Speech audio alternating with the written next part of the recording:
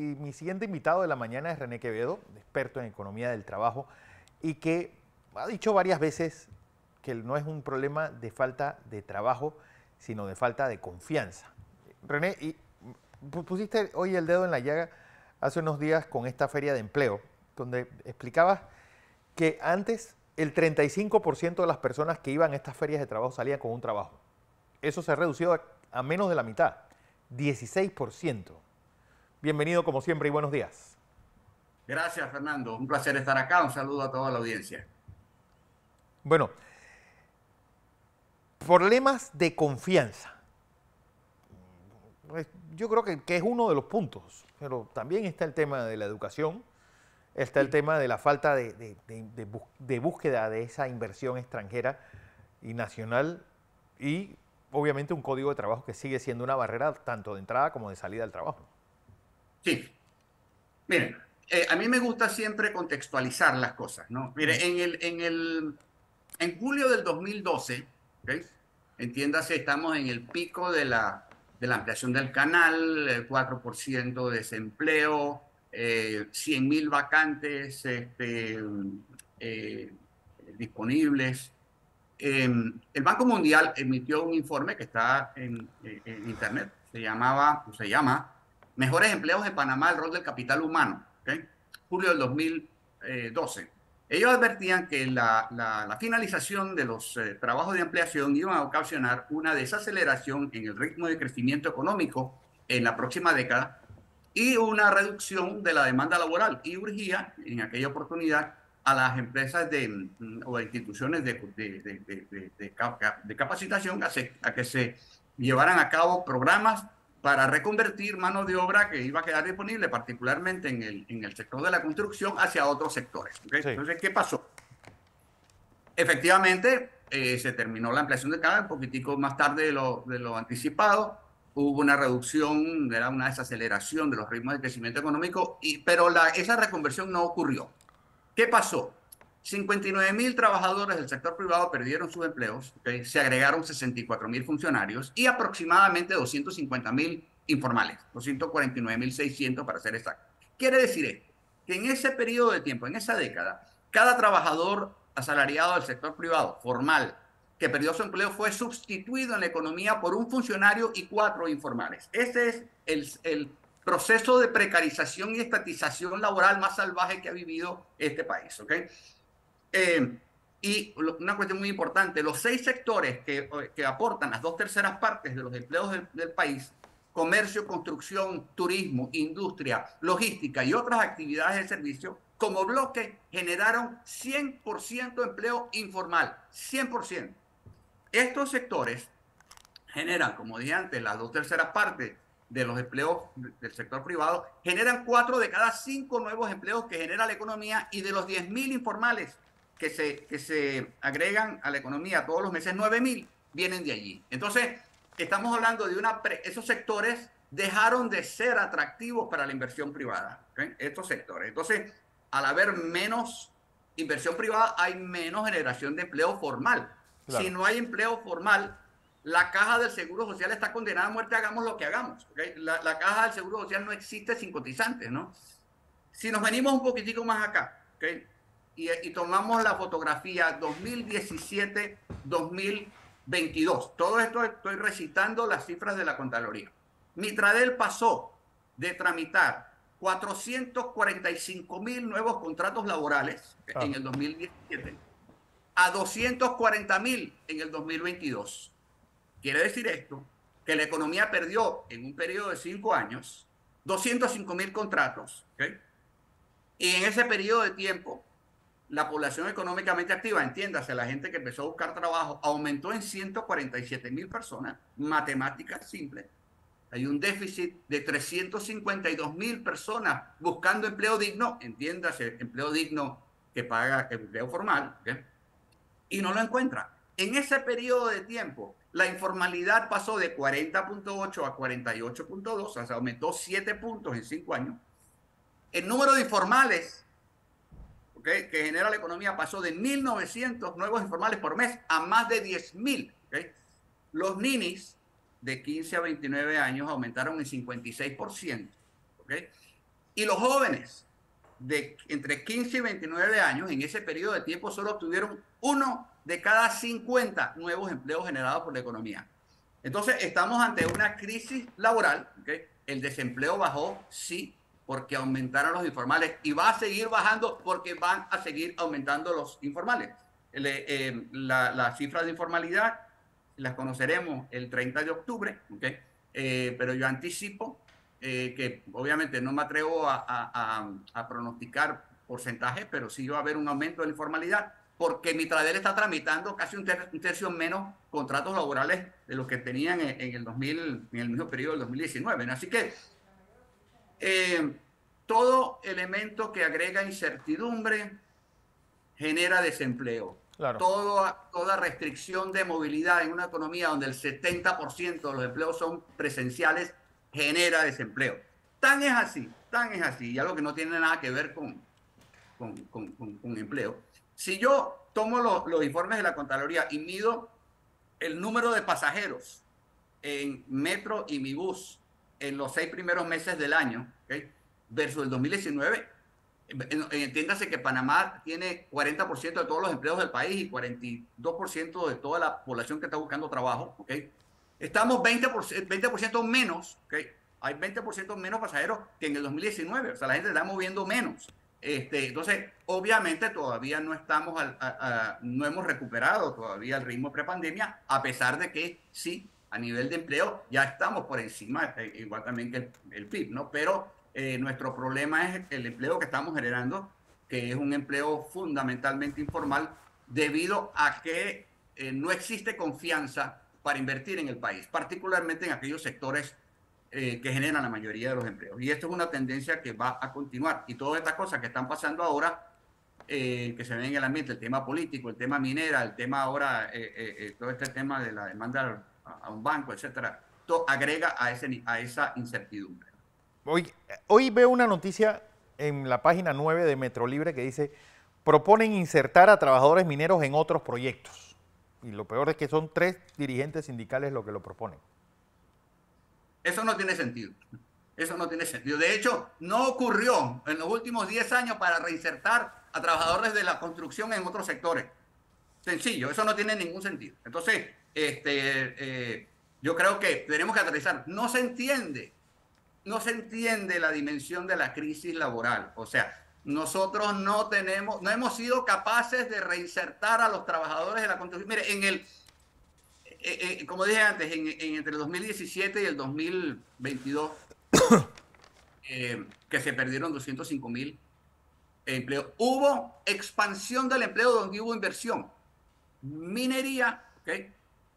Energía y educación, en esos 3 sectores. Pero el 90% de la contracción del empleo asalariado ocurrió en 4 sectores. Construcción, ¿okay? Comercio, turismo y comunicaciones. ¿Okay? Reducciones directamente relacionadas a menores niveles de inversión.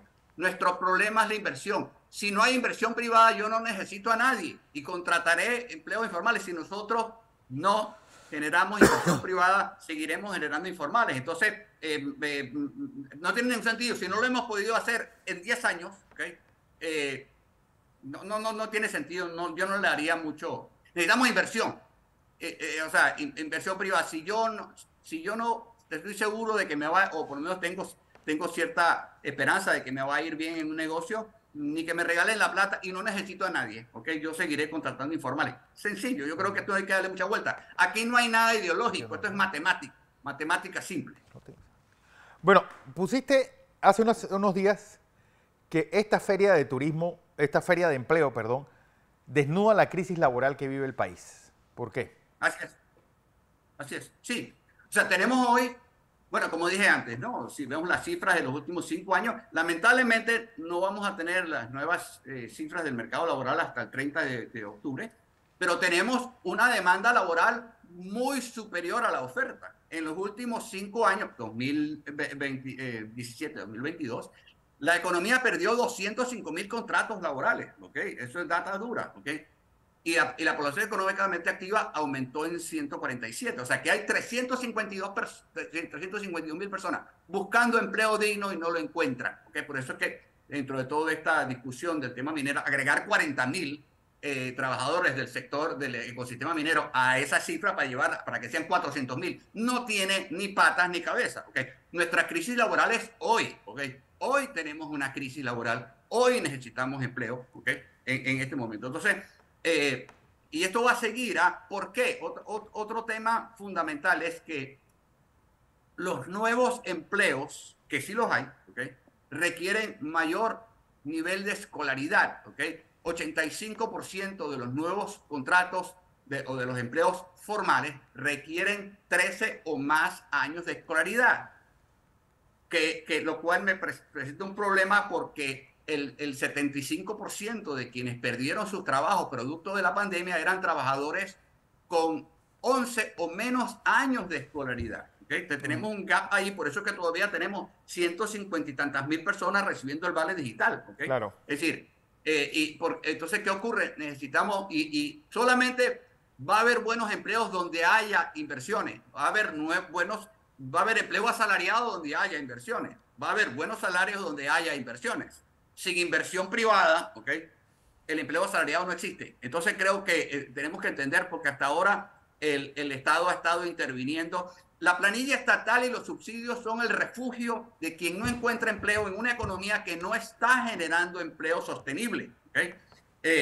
Vamos rumbo, y lo he dicho ya varias veces, aceleradamente hacia una economía de informales y funcionarios financiada con plata prestada. Eso no es sostenible. Entonces, creo que definitivamente estamos ante una situación. La crisis laboral todavía no se entiende. Y me explico. ¿Okay? Estamos viendo la tarjeta de presentación de lo que viene. ¿Por qué? Porque tenemos una gran masa de trabajadores con problemas educativos y lo vemos en las ferias. La vimos el año pasado, donde 25.000 personas compitieron por 2.000 plazas y ni siquiera 800 fueron llenadas. ¿Okay? Tenemos hoy, de hecho, estudios de Manpower y el que se publica hoy de la empresa Page, 68% de los empleadores panameños dicen tener dificultades para encontrar personal calificado. Entonces la gente dice, bueno, pero es que lo que pasa es que los empleadores son mala gente. No, es que pasamos de un mercado de vendedores a un mercado de compradores al haberse reducido la oferta, ¿okay? y haberse ampliado la demanda de empleo. Las empresas hoy son mucho más selectivas a la hora de escoger personal. Entonces requieren competencias, obviamente, técnicas, competencias actitudinales, inglés, ¿okay? y competencias digitales. Ahora son mucho más selectivas. ¿Qué va a ocurrir entonces? Esta masa de trabajadores a quienes hay que buscarle trabajo, ¿okay? Particularmente presencial, porque es básicamente, yo no voy a decirle, bueno, váyanse a la universidad y regresen. No, o sea, entonces el problema es que los sectores que generan esos empleos, construcción, turismo, la misma logística, industria, están golpeados. Entonces, la construcción está sumamente golpeada. 80% de los nuevos empleos en la construcción son informales. Si vemos lo que ha pasado en la construcción, hubo una pérdida masiva de empleo en la construcción y los salarios se redujeron en esos 5 años 10% en la construcción. En el resto de los sectores de la economía aumentó. Entonces, estamos en una situación que se va a continuar. Es una situación socialmente volátil, ¿okay? Porque, digamos, hay que, o sea, el enemigo, por eso que yo lo he dicho anteriormente, el enemigo no es la minera, el enemigo es el hambre, ¿okay? Entonces, tenemos que buscar mecanismos para que estos trabajadores y estos panameños y panameñas puedan conseguir una manera digna de llevar dinero a su casa, ¿okay? Obviamente tenemos un alto nivel de informalidad. Lamentablemente se ha estigmatizado la informalidad. ¿Quiénes son los informales? Uno, los empleados que no tienen contrato laboral. Dos, los independientes, aunque coticen a la caja del seguro social y paguen impuestos. Yo soy informal. Tres, los patronos con menos de 5 trabajadores. 4, las empleadas domésticas. Y 5, los trabajadores familiares. Estos son criterios de la OIT. Todo aquel que no está emplanillado es informal, por definición. Entonces, pero el informal come, ¿ok? Como yo lo veo. A ver, tenemos que buscar. El problema es que solamente el 17% de los informales cotiza a la Caja del Seguro Social. El futuro de la Caja del Seguro Social, que es un problema grave, muy grave, que todavía no se entiende, ¿okay? Depende de nuestra capacidad para generar empleo formal, entiéndase, inversión privada, y dos, nuestra capacidad para poder incorporar a los informales al régimen de cotización. Entonces, podemos adoptar cualquier sistema, pero sin cotizantes la Caja del Seguro Social no existe. Tenemos lamentablemente un problema grave, ya las calificadoras de riesgo lo han advertido. Moody's en su último informe del año pasado, de octubre, advertía que el tema del diálogo no va para ningún lado y que el gobierno iba a tener que intervenir directamente con una cantidad equivalente al 1% del PIB, ¿ok? Haciendo el ejercicio del año, con las cifras del año pasado, estamos hablando de 720 millones de dólares anuales, que es 5 veces más que lo que aporta hoy. Hoy aporta 140.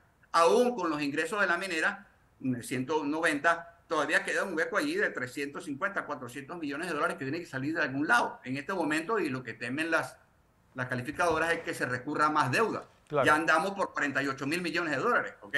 Hay que entender que lamentablemente, y lo digo como con sarcasmo, que es que esos préstamos hay que pagarlos, ¿ok? En el 2023, el servicio a la deuda, amortización, intereses, etcétera, fue 4.500 millones de dólares este año, sí, que es 30% más que el presupuesto asignado del Meduca, ¿okay? Es 50% más. Entonces, estamos en una situación complicada. Volvemos al tema, nuestro problema no es empleo, como dije antes, ya estamos superando las cifras prepandemia, pero básicamente la calidad del empleo no es la misma. Estamos generando empleo informal y no hemos encontrado la manera para incorporar a los informales al régimen de cotización. Hoy, y aquellos independientes que nos estén escuchando no me van a dejar mentir, y lo digo de esta manera, es decir, tratar de cotizar en la Caja del Seguro Social como independiente es más difícil que pellizcar un vidrio, porque eso es imposible. Entonces, yo creo que tenemos los retos clarísimos, un tema de confianza. Tenemos que transmitir confianza de que invertir en Panamá es buen negocio. Sí. Se ha perdido esa confianza. Así es. René Quevedo, gracias, como siempre, por esta participación.